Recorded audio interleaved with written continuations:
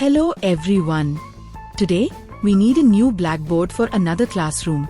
Can someone tell me how long this blackboard is? Yes, you three. Sam, Sara, and Raj will measure the length of the blackboard one at a time using handspan. Sam, you measure the length. 13 handspans. Sara, now you measure. 15 handspans. Raj, now it's your turn. 12 handspans. Sam measures 13 handspans. Sara measures 15 handspans.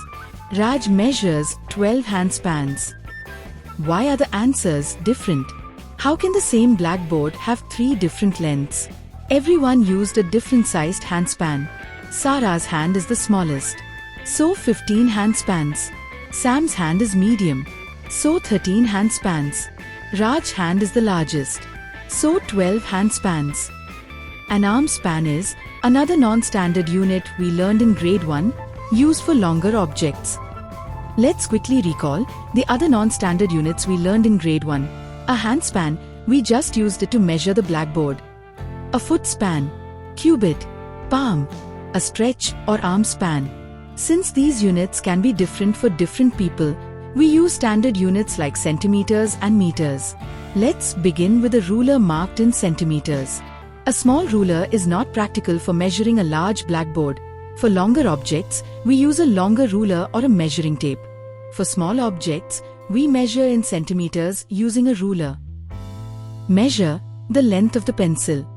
Place the 0 mark of the ruler at one end of the pencil. Read the number at the other end. The pencil is 5 centimeters long. Here are some common mistakes. Always start measuring from the 0 mark, not from the edge of the ruler. If you don't start at 0, do this, ending number minus starting number.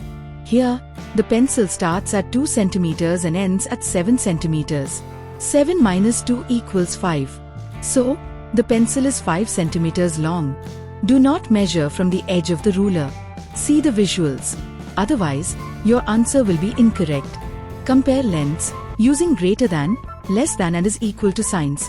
Consider 3 classroom objects with their measured lengths. Pencil 12 centimeters. Crayon 5 centimeters. Eraser 3 centimeters.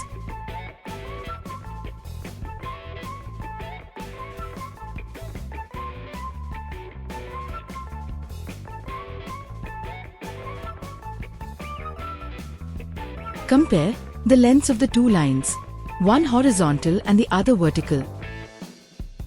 Do you think they are the same length? Write yes or no in the comments before the answer is revealed. Try drawing these 2 lines on paper and measure them with a ruler. Today, we learned that non-standard units can give different answers. Standard units like centimeters and meters help everyone measure accurately. If you enjoyed this lesson, don't forget to like, share and subscribe for more fun math videos.